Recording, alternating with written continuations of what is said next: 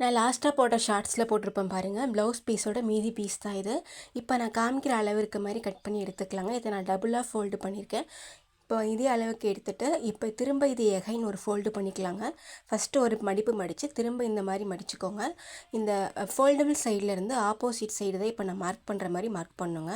இந்த பக்கம் 1.5 இன்ச், இந்த பக்கம் 1.5 இன்ச், இப்படி பாக்ஸ் ஷேப்பில் மார்க் பண்ணி லைன் போட்டுக்கோங்க.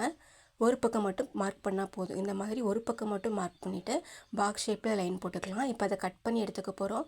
கரெக்டாக மேலே இருக்க பீஸும் அடியில் இருக்க பீஸும் சேமாக கரெக்டாக கட் பண்ணி எடுத்துக்கலாங்க. இப்போ விரிச்சா நமக்கு இப்படி தான் இருக்கும் பாருங்கள். இதே அளவுக்கு ஒரு லைனிங் கிளாத்து அப்புறம் அரிசி பை ஒன்று எடுத்திருக்கேன். இதுக்கு மேலே வச்சு இப்போ நான் காமிக்கிற மாதிரி இது எல்லா ஓரமும் அப்படியே தச்சு எடுத்துக்க போகிறோம். இது ஃபுல்லாக ஸ்டிச் பண்ணதுக்கப்புறம் நம்ம எக்ஸ்ட்ராவாக இருக்கிறத கட் பண்ணி ரிமூவ் பண்ணிக்கலாங்க.